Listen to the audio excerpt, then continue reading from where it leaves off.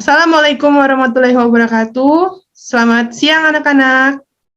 Waalaikumsalam warahmatullahi wabarakatuh. Selamat siang, Bu. Siang, Ibu. Apa kabarnya? Baik, Bu. Ibu. Hari ini hadir semua nggak? Lumayan, Bu.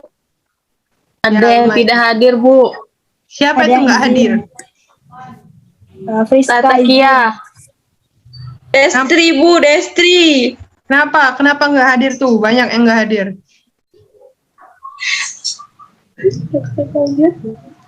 Tata Kia sakit, Bu.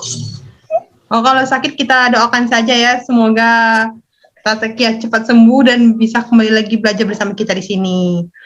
Amin. Amin. Baiklah anak-anak, kita mulai pelajaran kita pada siang hari ini. Ada baiknya sebelum kita memulai pelajaran kita pada siang hari ini, kita berdoa terlebih dahulu. Ada yang bisa bantu Ibu nggak buat memimpin doa? Saya boleh, Bu. Ya, dipersilakan. Baiklah buat teman-teman. Kita akan berdoa sebelum memulai kelas. Kita akan berdoa menurut kepercayaan masing-masing.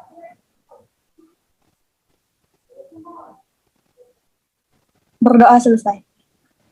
Baiklah, terima kasih kepada Ima sudah memimpin doa.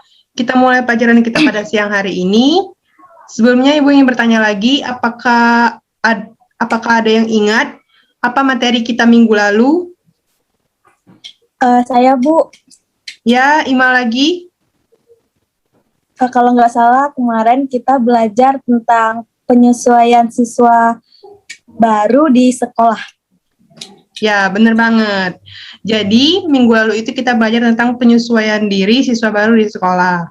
Nah, penyesuaian diri ini bisa diartikan sebagai proses mental atau perubahan tingkah laku yang ada di dalam diri seseorang yang didapatnya dari lingkungan.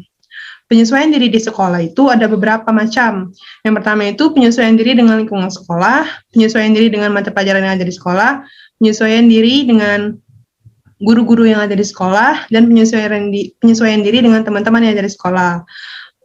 Pada siang hari ini, kita akan membahas tentang penyesuaian diri dengan teman-teman yang ada di sekolah. Atau yang lebih jelasnya lagi, pada siang hari ini kita akan membahas materi mengenai hubungan teman sebaya. Nah, kita langsung aja ya, Ibu share screen dulu.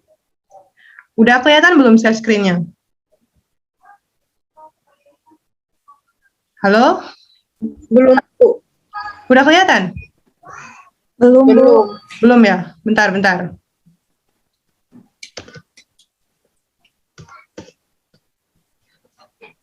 ya.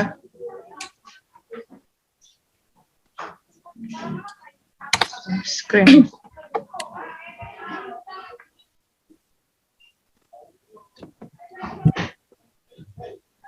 Nah, udah kelihatan belum? Kalau sekarang? Lagi proses.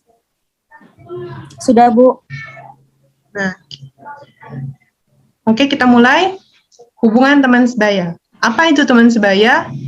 Ada yang tahu apa itu teman sebaya?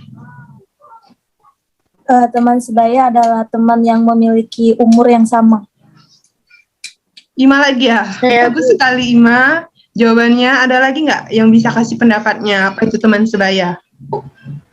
Teman sebaya adalah seseorang yang memiliki umur atau tingkat kematangan yang kurang lebih sama. Ya, benar sekali apa yang dibilang oleh Nara. Ada lagi yang mau menyampaikan pendapatnya? Baiklah, kalau jika tidak ada, apa yang disampaikan oleh Ima dan Nara tadi itu sudah benar sekali. Kalau teman sebaya itu adalah sekelompok anak-anak atau orang yang memiliki tingkat umur atau rentan usia yang sama. Nah, misalnya nih, Nara ya, temenan sama Della. Nah, umur kalian tuh sama-sama 17 tahun. Nah, kalian berdua ini bisa disebut dengan teman sebaya, karena umur atau rentan usia kalian itu sama.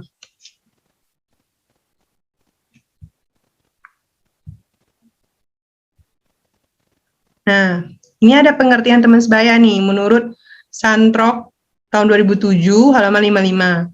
Teman sebaya atau peers adalah anak-anak dengan tingkat kematangan atau usia yang kurang lebih sama. Sama dengan yang udah Ibu katain tadi, kalau misalnya teman sebaya itu adalah sekelompok anak-anak yang punya usia atau umur yang kurang lebih sama. Salah satu fungsi terpenting dari kelompok teman sebaya adalah memberikan sumber informasi dan komparasi tentang dunia di luar keluarga. Melalui kelompok teman sebaya, anak-anak menerima umpan balik dari teman-teman mereka tentang kemampuan mereka. Anak-anak menilai apa yang mereka lakukan, apakah dia lebih baik daripada teman-temannya, atau lebih buruk daripada teman-temannya. Lalu ada fungsi teman sebaya. Menurut Kelly dan Hansen, dalam Desmita tahun 2019, ada 6 fungsi nih dari teman sebaya. Yang pertama itu ada mengontrol impuls agresif. Maksudnya di sini adalah mengontrol tindakan-tindakan agresif. Jadi teman sebaya itu dapat membantu orang atau temannya untuk mengontrol tindakan-tindakan agresif ini. Lalu yang kedua itu memperoleh dorongan emosional dan sosial serta menjadi lebih independen. Artinya teman sebaya dapat membantu seseorang untuk mendorong emosionalnya dan sosialnya serta menjadikan seseorang itu lebih independen. Independen di sini artinya itu dapat berdiri sendiri. Dalam hal ini bisa dibilang itu mandiri. Lalu meningkatkan keterampilan sosial, mengembangkan kemampuan dan belajar. Meningkatkan keterampilan sosial ini misalnya itu meningkatkan interaksi. Mengembangkan kemampuan ini misalnya teman sebaya itu sama-sama menyukai seni. Nah, dengan teman sebaya ini seseorang itu bisa sama-sama untuk mengembangkan kemampuannya tadi. Lalu yang keempat itu ada mengembangkan sikap terhadap seksualitas dan tingkah laku peran jenis kelamin. Nah, mengembangkan sikap dan tingkah laku peran ini, teman sebaya ini berfungsi untuk membantu seseorang agar bisa membedakan peran antara laki-laki dan perempuan. Lalu yang kelima ada memperkuat penyesuaian moral dan nilai-nilai. Dalam hal ini, teman sebaya dapat membantu seseorang untuk mempunyai moral atau nilai-nilai yang baik sesuai dengan aturan dan norma yang berlaku. Dan yang terakhir itu ada meningkatkan harga diri. Meningkatkan harga diri ini misalnya itu dapat lebih menghargai diri sendiri, dapat percaya dengan diri sendiri dan tidak membandingkan diri sendiri dengan orang lain. Lalu yang selanjutnya itu ada jenis-jenis teman sebaya. Nih ada jenis-jenis teman sebaya nih menurut Hurlock. Tahun 1999 halaman 215 ada 5. Teman dekat remaja, teman kecil kelompok, kelompok besar, kelompok organisasi, dan kelompok gang remaja. Nah, dari kelima ini, coba deh dikasih contoh. Apa aja contoh dari jenis-jenis teman sebaya ini? Coba Nara dulu deh, kasih contoh apa jenis-jenis teman sebaya ini.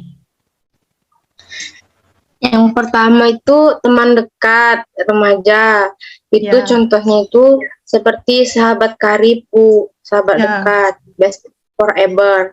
Ya. Terus teman kelompok.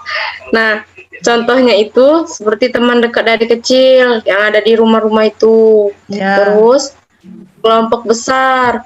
Nah, kelompok besar ini seperti teman dekat yang tergabung dalam kelompok seperti itu, Bu. Terus ada kelompok terorganisasi. Nah, kelompok terorganisasi itu contohnya seperti organisasi OSIS. Nah, kan yang di sekolah itu kan dibina oleh guru. Lalu ada kelompok gang remaja.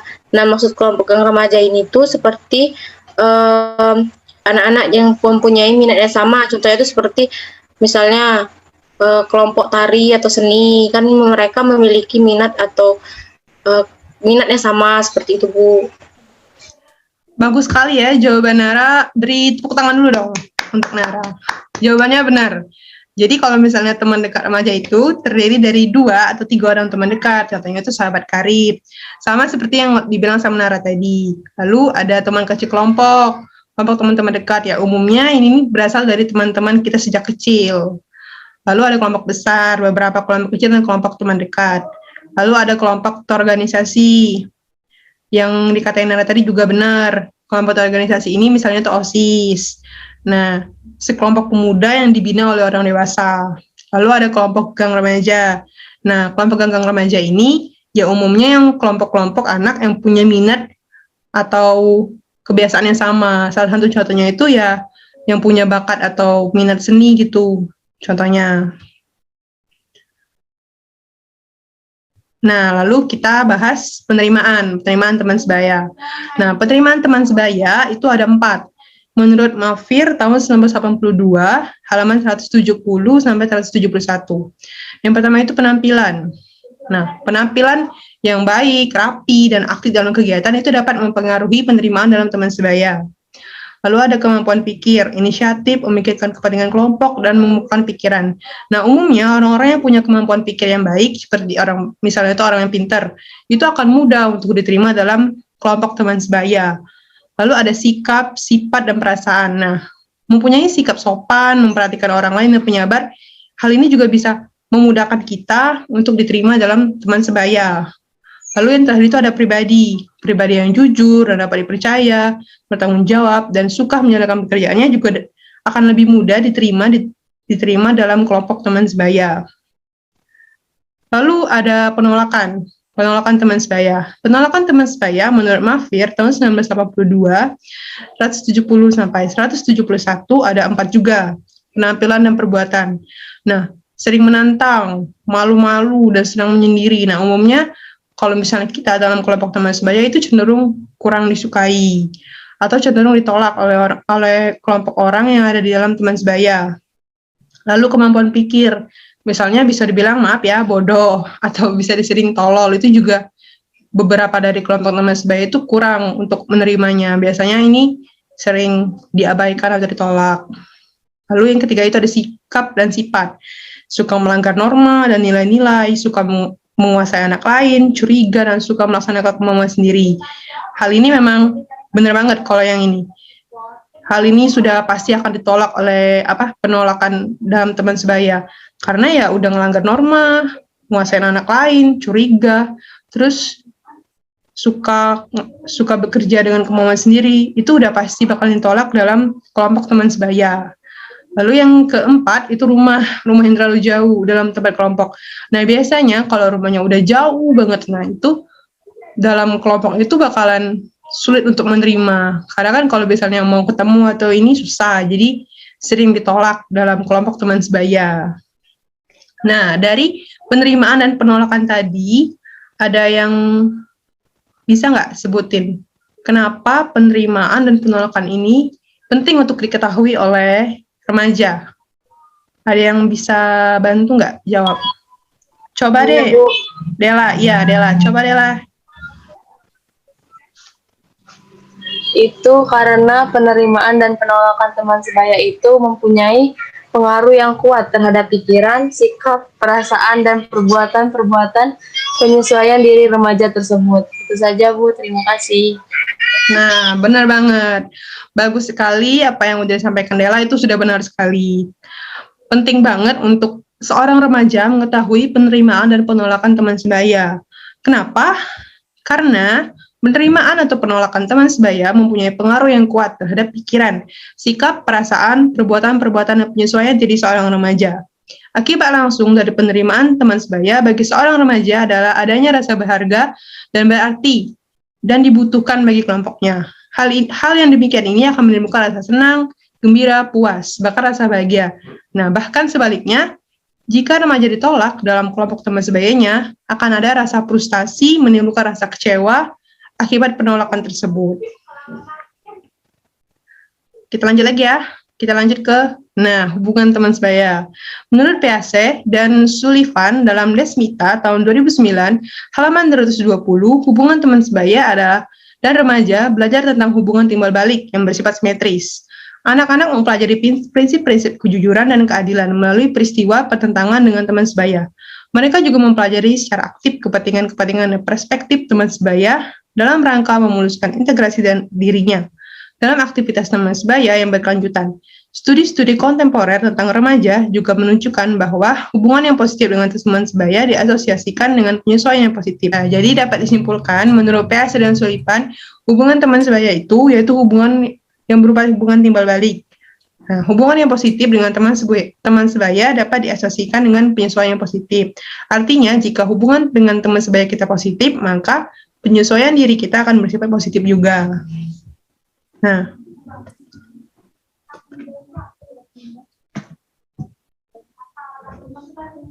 baiklah, itulah penjelasan materi dari Ibu. Apakah dari anak-anak ada yang ingin bertanya? terkait materi yang udah Ibu jelasin.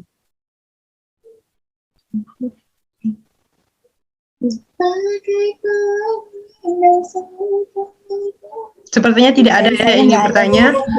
Kita langsung saja ke akhir pelajaran kita pada siang hari ini. Sebelumnya Ibu ingin menyampaikan kesimpulan. Kesimpulannya, teman sebaya adalah seseorang atau sekelompok anak yang mempunyai rentan usia yang kurang lebih sama. Sedangkan hubungan teman sebaya adalah hubungan yang bersifat timbal balik, di mana hubungan ini penting untuk dilakukan seorang remaja. Karena dengan hubungan teman sebaya yang positif dapat membuat penyesuaian diri yang positif juga. Baiklah, apabila ada salah kata Ibu mohon maaf, kepada Allah mohon ampun. Ibu tutup. Wassalamualaikum warahmatullahi wabarakatuh. Waalaikumsalam warahmatullahi wabarakatuh.